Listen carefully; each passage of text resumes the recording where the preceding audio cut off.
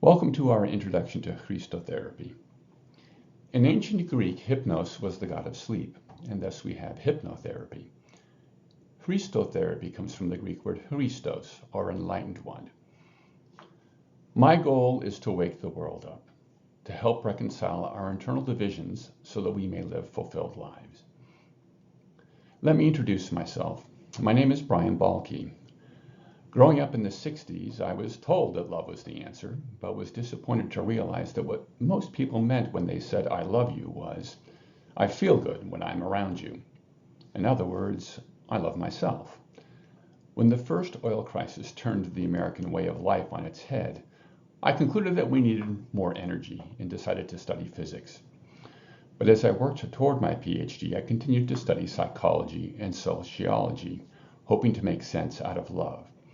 After careers in environmental science and software development, at the close of the first decade of the new millennium, I concluded that I no longer wanted to enable immaturity.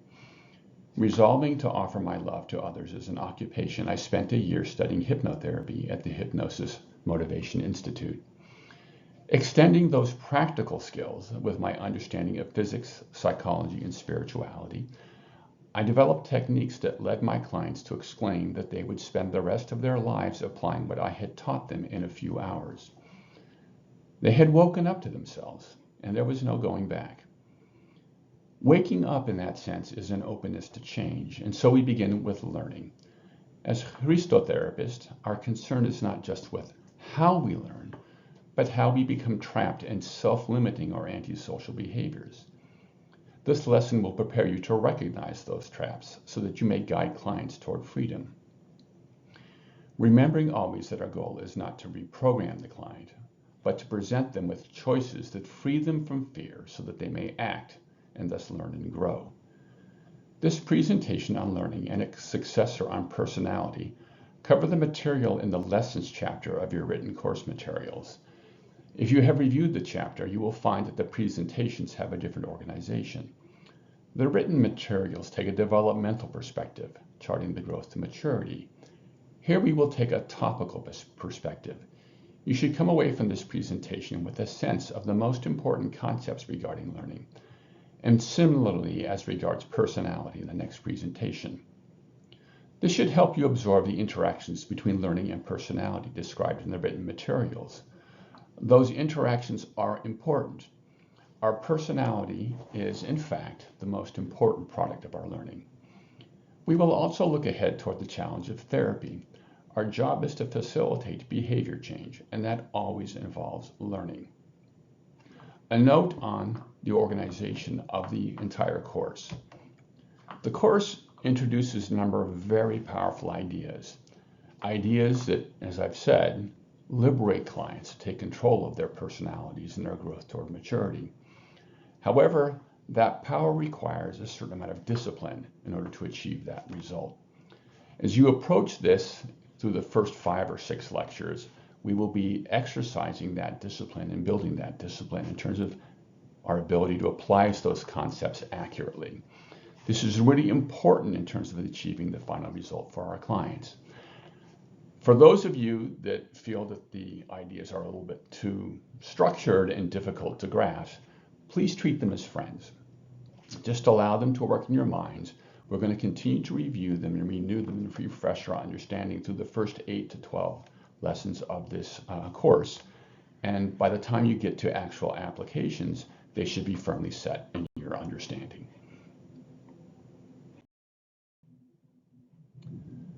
Okay. Don't let them make it complicated. By them, I mean the psychologists. Humanity won the evolutionary struggle because our brains have unequal learning powers. Psychiatrists employ the rigor of science to describe the brain's methods, and the picture they paint is mind-boggling. At the highest level, the brain has 3 large regions, but functional MRI scans have been used to assign functions to hundreds of smaller areas. These regions are built from cells that adapt their behavior to the chemistry of the brain fluid. The most important cells are the neurons that form networks that implement higher functions, such as bonding and attention, under the influence of neurotransmitters. Somehow these microscopic elements organize to achieve capacities such as vision, memory, consciousness, and reason. The problem with this picture is that when an important part of the personality, such as attentiveness, is lacking, the patient is told that their brain doesn't work properly. To avoid alienation from society, a clinician feels justified in prescribing medication or surgery. Conversely, Hristotherapy holds that the brain is trying to resolve an internal conflict and will come back into balance when a solution is found. We are guides that help clients explore their mental landscape rather than warriors that subjugate it. Fortunately, the complexity of the brain is only necessary because the world is complicated. In fact, what the machinery of the brain does is pretty simple. It recognizes when things happen together and tries reactions until we feel more pleasure and less pain. In a newborn, that learning is random. We move and squeal until something good happens. There are confusions along the way. A baby observes that a cup on a table does not fall to the floor. The table seems to be a magical thing that prevents falling. The parents among us have all gone through a week of picking up fallen forks and cups while our baby figures out how that works. We know that just connecting the two is not enough. The object needs to have most of its weight on the table. Our baby, however, must learn that practically. It is why they look so surprised when the cup falls and proud when it doesn't. Unless, of course, they decide that falling cups make a happy noise. As we figure out how things work together, we realize that certain things, like mommy, bring good feelings. Mommy with a pot on her head is a frightening confusion. In figuring out how to control that confusion, we turn our interest to relationships. How can we convince mommy to stop being a pot monster? Appeal to daddy, perhaps? In children, the brain does all this in real time. As we mature, our brain divides into social, conscious, and physical subconscious realms, each learning independently. That division is a self-inflicted wound that impedes our ability to harmonize our relationships and our actions.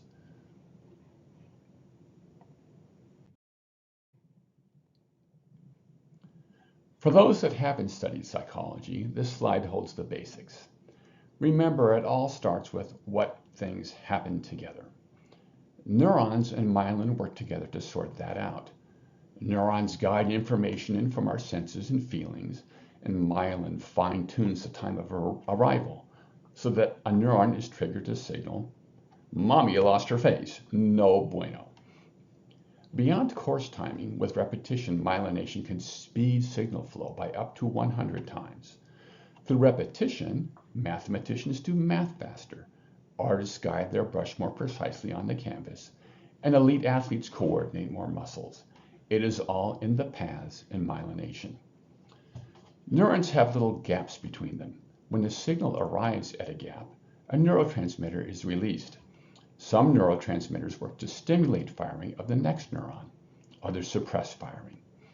When enough stimulation is received, the signal begins to travel up the next neuron. Some of the neurotransmitter is absorbed, but some floats around in the brain. To prevent interference, different parts of the brain use different neurotransmitters. All of this takes energy. When we use a part of our brain, just as with our muscles, blood flow increases to allow it to operate longer. Of course, that can starve other parts of the brain of energy. To learn rapidly, the brain recycles materials that are no longer in use. To maintain skills, then, we need to keep on using them.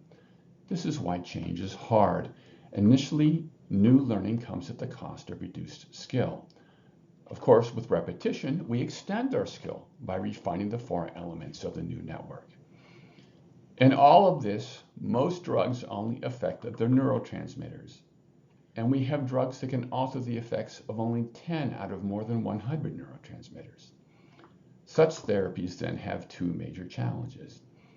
First, changing the effect of a neurotransmitter affects the neuron connections, myelin placement, and blood flow. When we stop using the drug, our brain must relearn. This is why the drugs can be addicting. We feel and act poorly when we stop taking them. Secondly, neurotransmitters are also found in the connections between nerves and other tissues. Serotonin, for example, is thought to moderate the feel-good network in the brain, but it is also used to trigger a panic reaction when the heart is under stress. Increasing the sensitivity of neurons to serotonin, therefore, may ultimately create more anxiety rather than less. Because we must learn to breathe, eat, and move long before we can talk, our earliest learning uses the methods shared by animals. Networks are formed and refined according to what works. Classical conditioning occurs when another creature offers a reward or consequence. Think of a newborn learning to nurse. In operant conditioning, the learner must achieve the result independently. Think of a baby learning to walk. At this level of learning, we don't need reasons to explain, justify, or negotiate behaviors. This occurs later after we learn to talk. In learning to recognize and react to experience, memory is a powerful aid. The brain can replay events and compare experiences. Having seen two balls, what are the similarities? Using the sound ball to organize images, the vision system compares them, refining its ability to recognize balls. Over time, fewer neurons are involved in identifying a ball, and they do it more rapidly. The same happens with the neurons that call up the word ball when we see one. This coupling between networks, vision and hearing, forms an expectation. When my friends showed me a football in elementary school, I laughed. That's not a ball. One explained, it's a ball because you use it to play a game. Well, that was easy enough to understand, but sometimes expectations are buried more deeply. Raised on meat and potatoes, does your body experience tofu as a food? If not, is the claim that we should stop raising cattle for meat a threat to your survival? Such buried expectations are the foundation of most resistance to change. The lack of expectations is also a problem. Children born with defects in their eyes are effectively blind until offered corrective surgery. They then find walking a challenge. Shadows, steps, and patterned carpets present potential dangers that those of us born with vision have learned to discount. We know that floors are smooth and ignore those details. The newly sighted, conversely, may be more comfortable navigating with their eyes closed. Expectation also affects our perceptions. Let's play with this a little. A tennis ball is a little less deviant than a football, but recognizable as a ball. You might pause to consider whether you are certain that the seams on these balls are correct. Are they all tennis balls?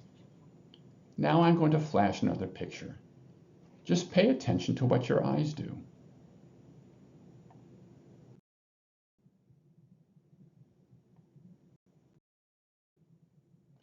Once you saw the dog, did you go on to study the rest of the picture?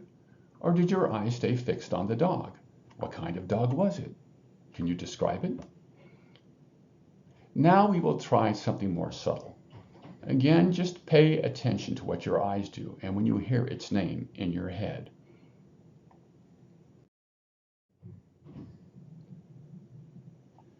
Now I will show you another object. Just make sure your eyes go around the other way. If they went around clockwise before, make them go counterclockwise.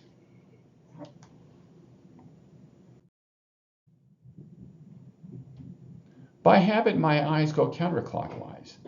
After doing this a few times when my eyes go around clockwise, I hear the word circle, but that didn't happen the first few times. I was a little astounded.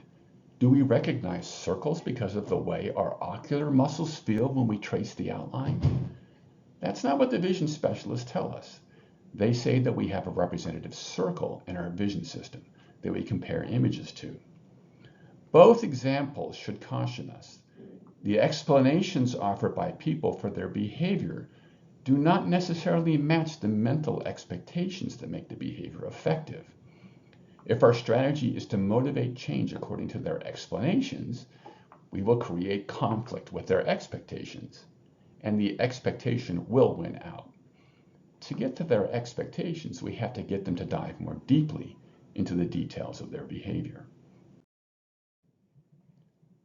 Words are powerful tools for network refinement, but they become magical in the realm of imagination. Part of learning to recognize balls is knowing that they have qualities described by adjectives. The color of a ball, for example, can be red, blue, and any other color. Once that is understood, we learn to recognize balls using the pattern of light and shadow, which is a simpler problem. But why stop with colors? Could we also assign other adjectives to balls? Would a starry ball then have a pattern on its surface? Or be a ball shaped like a star? What we imagine depends in part on the strength of our expectation for starry. Most extreme, of course, would be to imagine that a star could be a ball in the hands of some greater being.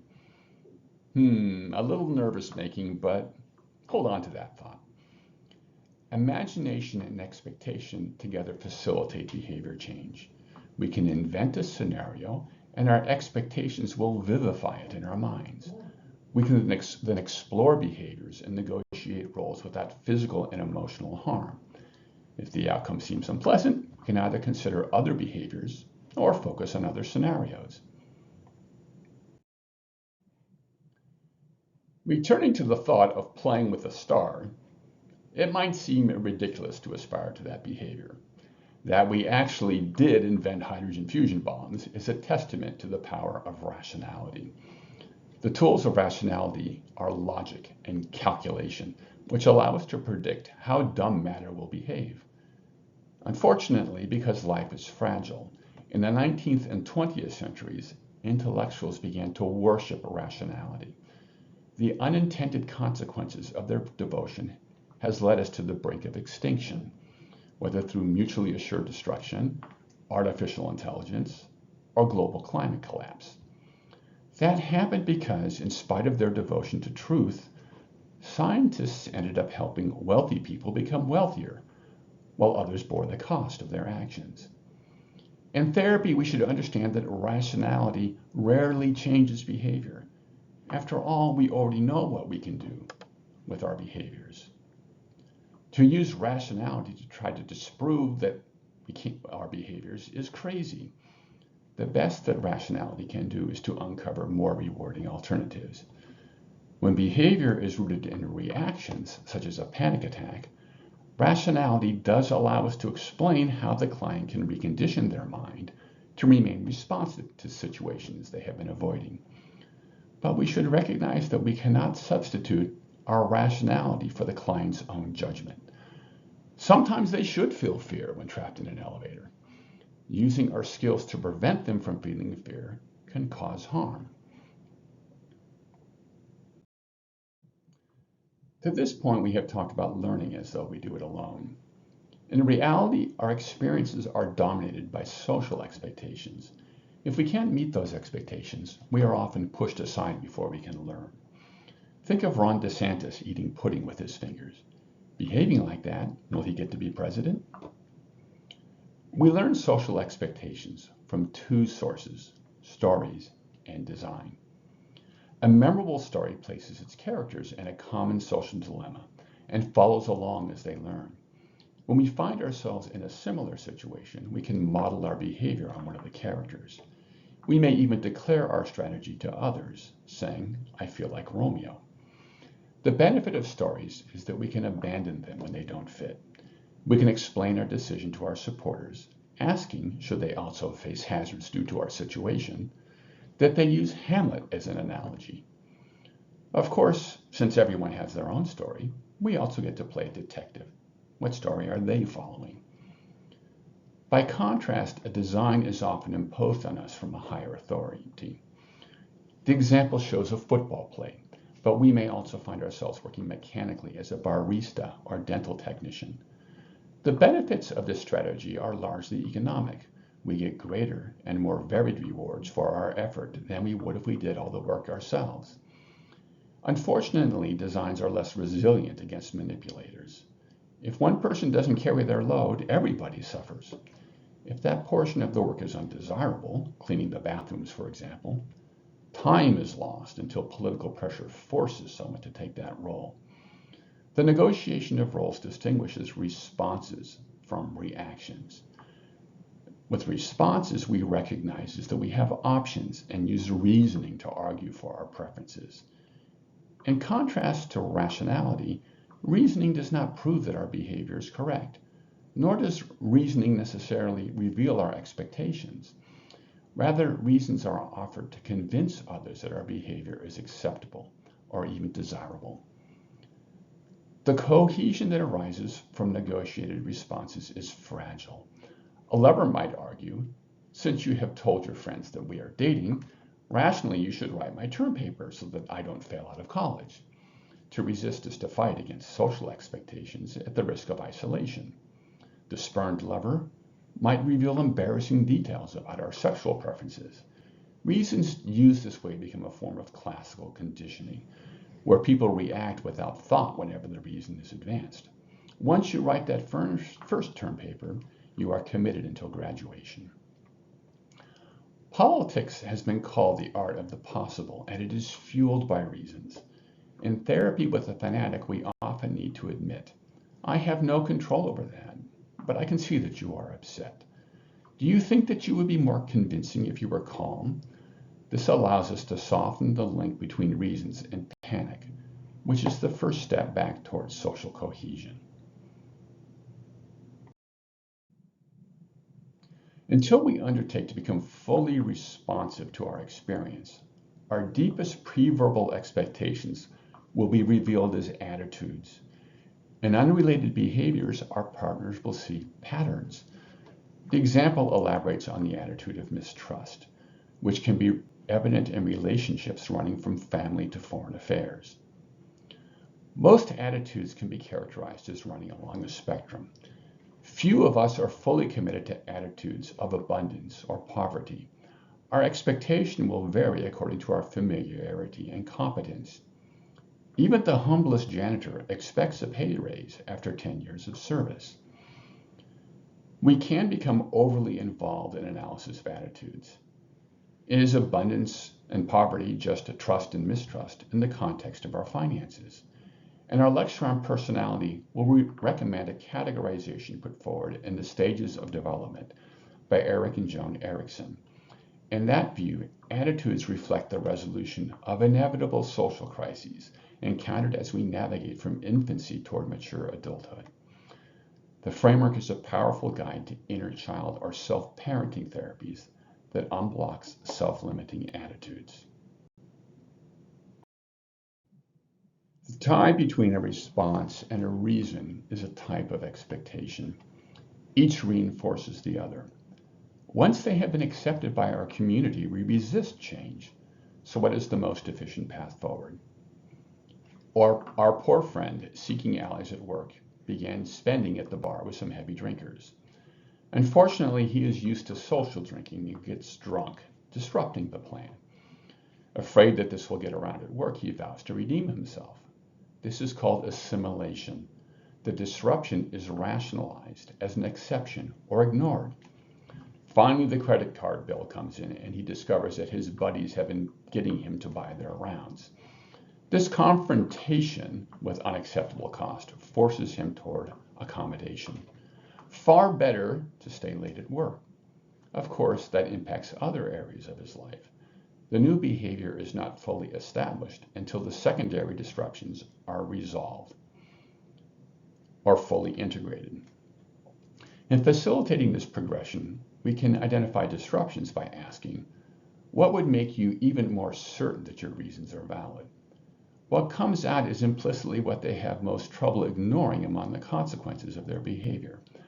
Once the disruption is known, we advance toward confrontation in relating events where the disruption was truly painful, perhaps getting drunk at a wedding.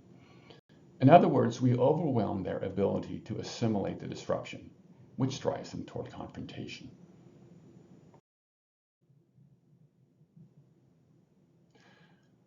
To summarize today's lesson, the human brain is a learning dynamo. It's why we won the evolutionary competition. In living with our parents, we learn our reactions, behaviors that ensure our survival.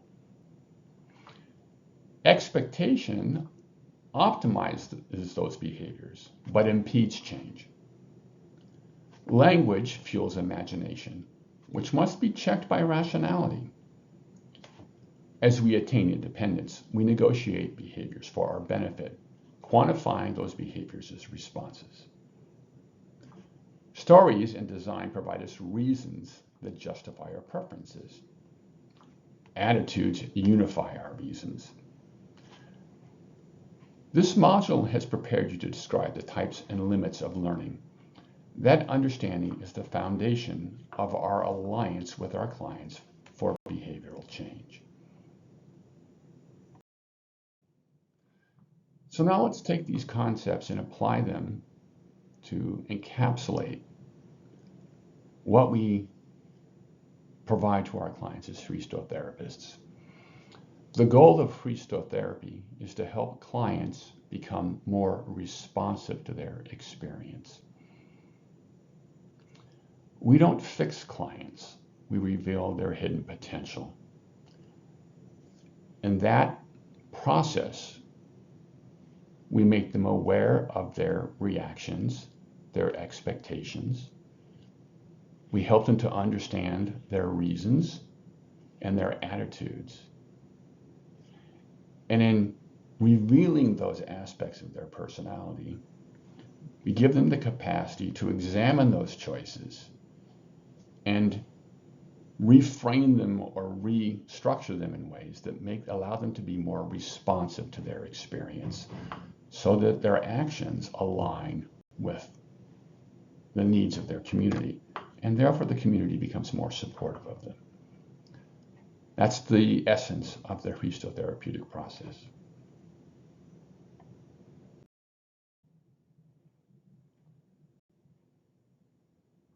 That concludes the first lecture in this series. Join us. Look forward to sharing with you next time as we begin to discuss the structure of personality.